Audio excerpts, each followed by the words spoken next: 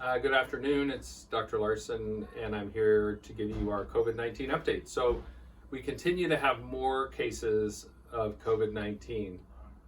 All of our cases still continue to have a touch with our outbreak at Twin City Foods. And Twin City Foods has done a great job. They had a great plan in place prior to their outbreak.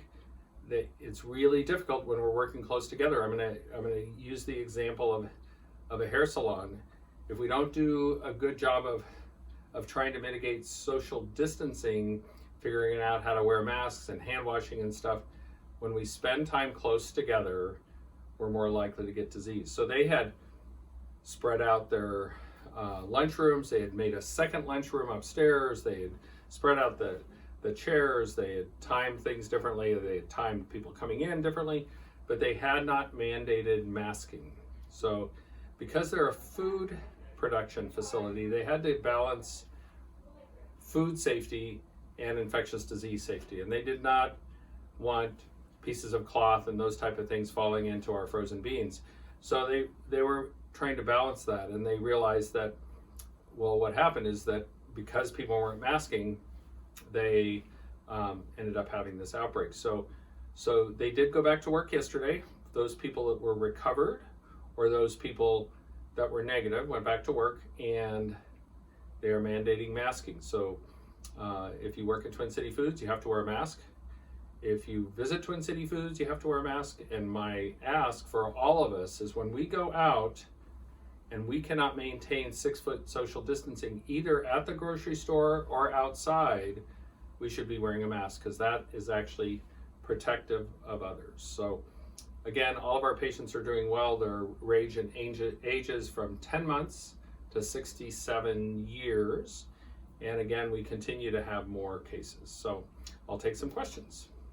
Does the Kittitas Health Department have enough contact tracers to effectively contact cases and contacts in the short time period in which they need to be contacted to prevent further transmission of COVID-19? Yeah, that's a great question, and the answer to that is yes. So when we put in our variance request, that was one of the many things that we had to say we were able to do. So we have people employed. We have just hired a new case and contact investigator, infectious disease specialist. We have volunteers. We have people from the county that have been trained in case and contact investigation, people that were at home. We're working with Central. And if we ended up needing more, we would use resources at the state, such as Department of Licensing folks that have been trained. We would use other resources such as Department of Health folks. That's what's happening in Yakima currently.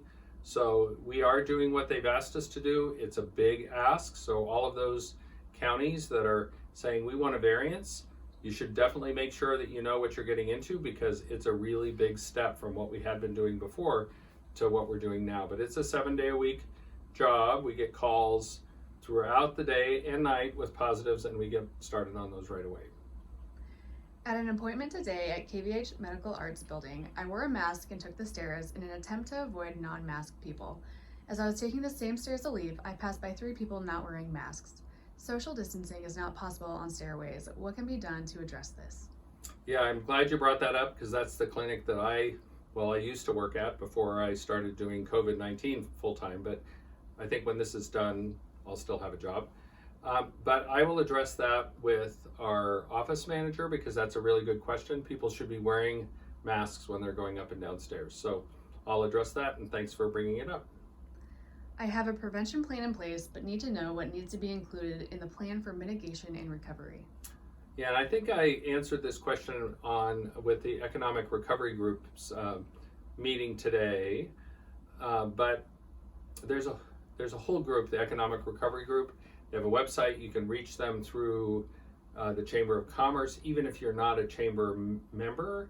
And they have a great website that addresses all of those things. And the nice thing is it has links to the most recent things on the governor's site. So for example, we discussed today, if you are a restaurant that has a bar, can you use your spaces at the bar to increase the number of people that are there. And so lots of people have good questions. We answered that question today. We went to the governor's website, and it's really easy, and that's a good resource, and it doesn't cost anything. So reach out to the Economic Recovery Group through the chamber. What phase might yard sales be appropriate? All right, so that's a good question. Right now we're in phase 1, things that are not appropriate. We're supposed to be staying at home. We're supposed to be in our individual bubble. So our family bubble, no one else outside of our family. We can go outside to go grocery shopping or get essential services, go to the doctors, but we're not, and we can hike outside, but we're not supposed to be going out and about and doing other things. So yard sales would fall into phase 3. So phase 2 allows contact with 5 people outside your family per week. So unless that changes, of course, but right now I'd have to say, unless you're going to have just 5 people come to your yard sale, you wouldn't make a whole lot of money. So that's going to have to wait into phase 3 that allows groups of less than 50. So phase 3. With so many of the Twin City Foods cases being symptomatic, were there steps the company should have been taking before the outbreak was discovered to ensure sick workers were not working? Are they implementing these kind of procedures now? Yeah, so that's kind of a 2-part question, or maybe a 2-part answer. So mandatory masking was needed. So as we look at all of us opening our businesses, you can look around to other businesses that are doing a good job with masking to protect their employees and to protect the public.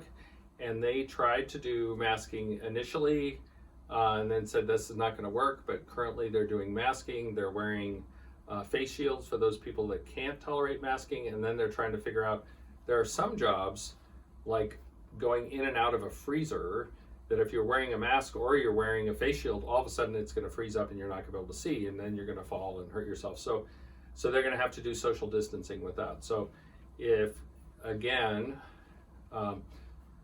the smartest thing is if you're outside or inside and you can't maintain a 6-foot social distance, you need to be wearing a mask. So as we move forward, now we've seen what's happened when we didn't wear masks. And so my ask, since all of us want to move forward into phase 2 and then phase 3, we should be masking because we need a certain percentage of people masking.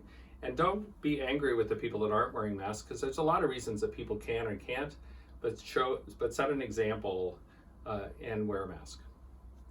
Where is Dr. Larson on YouTube? So we have the link posted to our YouTube channel. It's posted on the county incident website and is also listed on our Facebook page. Our next question is, are there any instances of COVID-19 in our area nursing homes and facilities?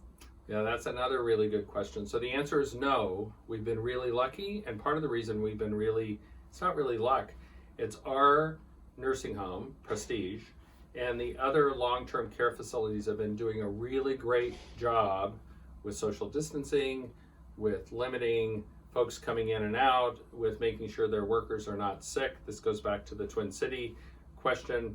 If we're sick, we shouldn't be coming to work. Twin Cities made a policy that encouraged people to stay home when they were sick. They used to have a policy that required a doctor's note, and they no longer do that. So that was put in place. The nursing home says if you're sick, you don't want to come to work.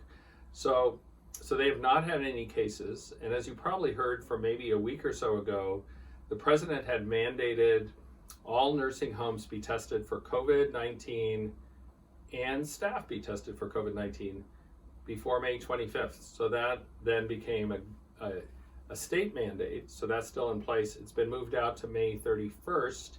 And we're still in the process of trying to figure out where we're going to get the testing equipment, who and when needs to be tested, how often they need to be tested, and who's going to do the testing. So it will also, right now it's nursing homes and memory care centers, but I guarantee that it will end up being long-term care facilities, adult family homes, those type of things, because we really want to protect those people, especially as we open up. Because the more we're around, the more disease we're going to get. I'm interested in making some cloth masks for myself and my family. I want to use styles that include a pocket to add a filter. What do you recommend for filter material? I have seen references to using coffee filters, HEPA filters from vacuum cleaners, paper towels. What is easily available? Yeah, so the HEPA filters would be the most logical filter.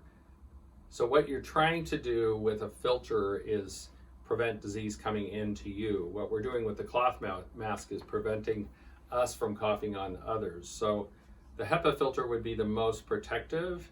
You can get those at the hardware store. And again, I'm going to refer you back to the chamber website because they've got links to those things as well. But most folks are just using masks without a filter. Why is Friday Night Lights allowed to continue at the high school? Why is a virtual graduation allowed to be filmed at the high school?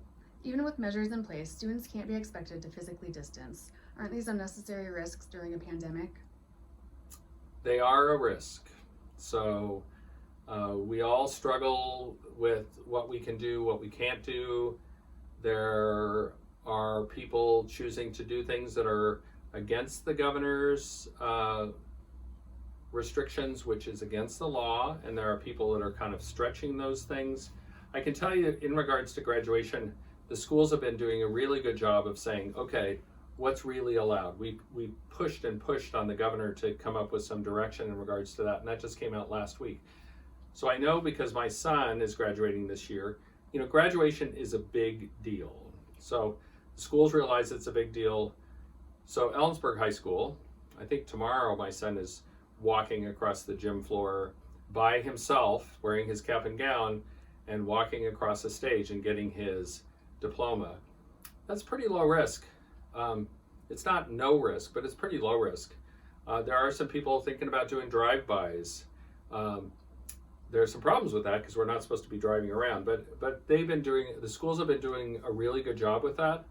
So why are certain things allowed? So I didn't know until Friday that Friday Night Lights was going on, and that's because we don't know everything that's going on. So we get reports of things, and then I reach out. I got a report that one of the churches was having services. So yesterday I reached out to that pastor and had a really good discussion with them.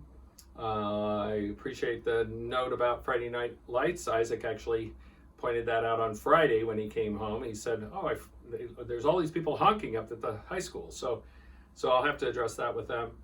There are people in Upper County that are renting out vacation homes. I have a call in to those folks. That is not allowed in phase one. And there's another facility in Upper County that is going to have a fishing derby this weekend. So as we have things pointed out to us, we try to reach out and do some education. There's not a whole lot of enforcement in regards to these, so we're all being required in and of ourselves to be monitoring ourselves. So I appreciate you looking out for others. I appreciate you bringing those things up. I think people are trying to do the best things they can. Hopefully we'll get into phase 2 soon. But bring those things up to our attention and I'll reach out. I did reach out to one of the restaurants, for example, this week about what they were doing to protect their employees. So we want everybody to be safe and we want everybody to be able to get back to work. I thought that Kittitas County's ability to be ready to handle new cases, even a breakout like we've had, was the deciding point on the variance, not whether or not we've had new cases. Can you clarify that, please? Yeah, I'm glad that question was brought up. So on Monday, it seems like a while ago, but on Monday when we put our variance request in, after we had met with the county commissioners and the hospital and the county board of health, and we said, here's all the things that we were able to do, and we were going to be granted the variance, but then we had an outbreak situation, and so we were placed on pause. Whether that's the right thing or the wrong thing, that's not my decision to make. That was made on a government, on a state level, but that's what we were told. So we were placed on pause. We are doing exactly what we said we would do. We've done a really good job. We're still having cases go on. We did ask, or the governor and the Secretary of Health did ask for a report from us. We put a report in last Friday saying, here's how we're doing. They said they wanted another report. next Tuesday, which would be the end of the infectious period for the disease. We're ready to do that. We'll have that ready to go. The Secretary of Health said he would make a decision next Tuesday on that variance request. And so we'll know next Tuesday. It's not as good as knowing now. Your public health department has done a really good job. Everybody's working really hard here to protect the public. And again, all those folks are doing well, but we do continue to have some spread. So we'll see what happens next Tuesday. So just so you know, not everybody's going to go into phase 2 on June 1st. So there's this rumor that everybody's going to go into phase 2 on June 1st. That is not true. Today, the governor changed some metrics that allow counties that have less than 10 cases per 100,000 in 2 weeks to apply for a variance. So that allows for places like Spokane to apply for a variance. So some counties that apply for a variance will not get a variance because they have to say that they're willing and able to do what we've done in Kittitas County. I can't tell you for sure what the governor will or what the Secretary of Health will say on Tuesday, but I can tell you that he'll say we did a good job. So we'll see where we're going from there. So I think that's the end of the questions today, but I just want to say we're currently in phase 1. We're supposed to stay at home. No camping is allowed. So no camping in Kittitas County is actually legal on multiple levels. So I'm asking you not to go camping this weekend. There is some law enforcement going out and saying it's not legal to camp. Fish and Game is going out. So be prepared if you go camping in Kittitas County this weekend that law enforcement most likely will come up to you and say, you got to pack up your stuff because it's not safe. If we want to move forward into phase 2, so part of what we're going to see next week, and in that report that we have to go in on Tuesdays, we have to say what happened over the weekend, what happened over Labor Day weekend, how many people were riding their bikes in a big group up in Cle Elum, for example. What things have we done that we said we weren't going to do? So my ask for you as we're trying to move into phase 2 is work as hard as we are working at public health to get us into phase 2. It's really up to you. I'm staying at home, except when I'm coming to work, which is most of the time, but we're all working really hard. I'm asking you to work really hard. I'm putting in that report next week that we are pushing really hard on getting people to wear masks, that we are asking our businesses that are opening and the businesses that have been open all along to follow guidelines in regards to social distancing as well as mask wearing. And hopefully all of those things are going to allow us to move into phase 2, but it all depends on you. So it depends on you being willing to follow rules so we can move forward and kind of get to phase 3 where we can have some yard sales, get to phase 4 where we can actually have things like the fair or the rodeo or a football game. But it's not really dependent upon me. We're doing all the things that we said we would do at public health, but it really depends on you. So that's my ask. Wear a mask when you're outside, and we'll see you tomorrow. Thanks a lot.